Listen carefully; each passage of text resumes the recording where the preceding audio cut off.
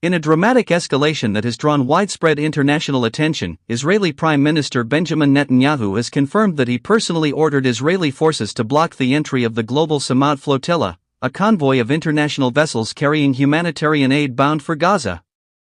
The announcement has sparked controversy, deepened the debate over the Gaza blockade, and once again highlighted the fragile balance between Israel's security concerns and the international community's push for humanitarian relief. The Prime Minister's order. Speaking at a press briefing in Tel Aviv, Netanyahu declared, "I have given clear orders that under no circumstances will these flotilla ships be allowed to enter Gaza. Israel will not permit any breach of the naval blockade, which is vital to our security." Netanyahu framed his decision as a defensive necessity, arguing that allowing the flotilla to dock in Gaza would undermine Israel's control over arms smuggling and embolden Hamas, the militant group that governs the enclave. Israeli naval forces subsequently moved to intercept the flotilla in the eastern Mediterranean Sea. While reports remain conflicting, eyewitnesses described tense confrontations as Israeli vessels surrounded the aid ships. Activists on board accused Israeli forces of using excessive measures, while the Israeli military insisted that the interception was conducted with minimum force. The flotilla's mission. The Global Samoud Flotilla is a coalition of humanitarian organizations, activists, and civil society groups from across Europe, Africa, Asia, and the Americas. Their stated mission was to deliver essential supplies such as food, medicine, and water purification equipment directly to Gaza, while symbolically challenging Israel's blockade. Organizers of the flotilla insisted that their mission was peaceful and humanitarian in nature. "We carry no weapons, no threats, only aid and solidarity," said one activist from Spain before departure. "Our goal is to bring hope to Gaza and to break the silence of the international community." The name Samoud, meaning steadfastness in Arabic, was chosen to symbolize resilience in the face of adversity. Reactions inside Israel. Within Israel, reactions to Netanyahu's decision were polarized. Supporters of the Prime Minister praised his firm stance, arguing that the blockade has prevented Hamas from acquiring weapons and that the flotilla was a political stunt designed to embarrass Israel. "We cannot allow our enemies to exploit humanitarian aid as a cover for smuggling rockets," an Israeli security official told local media. However, opposition politicians and human rights activists within Israel criticized the move, calling it heavy-handed and damaging to the country's international reputation. By attacking aid ships, Israel risks alienating its allies and reinforcing the narrative of occupation and siege, said one Israeli human rights lawyer.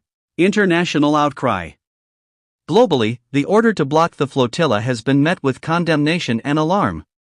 The United Nations Secretary-General expressed grave concern and urged Israel to exercise restraint, emphasizing the need for humanitarian aid to reach Gaza without obstruction.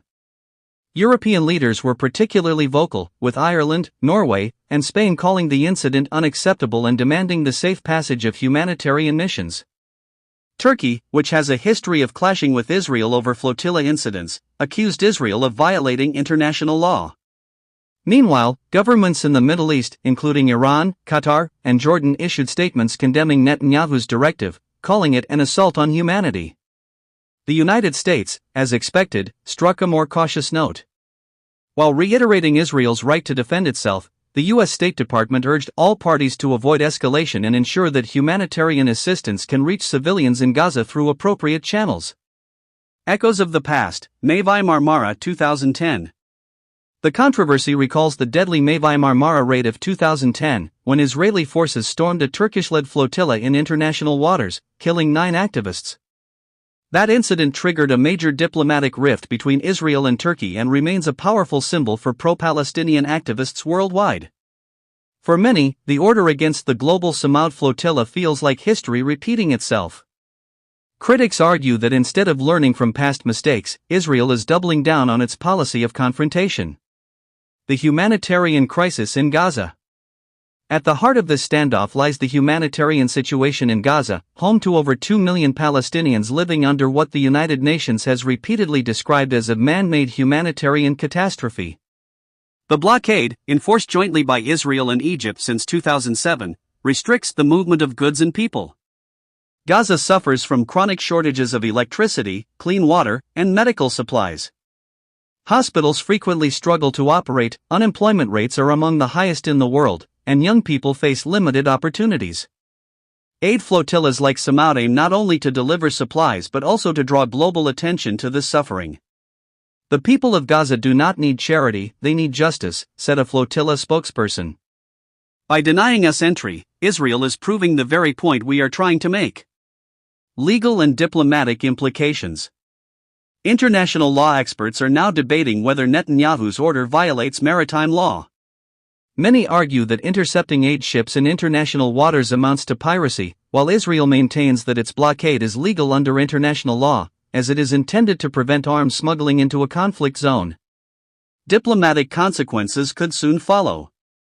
The Arab League has already called an emergency meeting, and several European parliaments are expected to hold debates on sanctions or censures against Israel.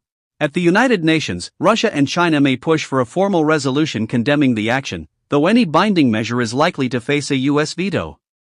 Voices from the flotilla. Accounts from those aboard the flotilla are beginning to emerge. A British doctor described the experience as terrifying, recalling how Israeli vessels encircled the aid ships at dawn. "We carried medicine for children, but Israel treated us like criminals," she said. Another activist from South Africa remarked, "Our message was simple: let Gaza live." But Netanyahu has shown the world once again that Israel fears compassion more than rockets. The Palestinian response. Palestinian leaders reacted swiftly, condemning the order as proof of Israel's intransigence.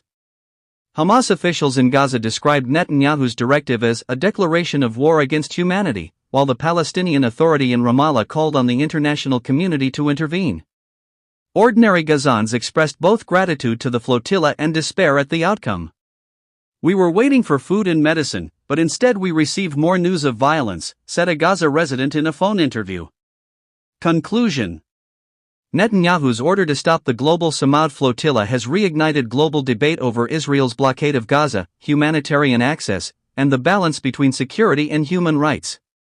To his supporters, the move represents decisive leadership in defense of Israel's sovereignty. To his critics, it is another example of disproportionate force and disregard for international norms. As the world reacts, the fate of the detained activists, the seized aid supplies, and the ongoing blockade remains uncertain. What is clear, however, is that this latest episode will intensify scrutiny of Israel's policies, further strain its diplomatic relations, and once again place Gaza's humanitarian tragedy at the center of global attention. For now, the Global Samoud Flotilla will be remembered as both a symbol of resistance and a reminder of how deeply contested the waters of the Eastern Mediterranean remain.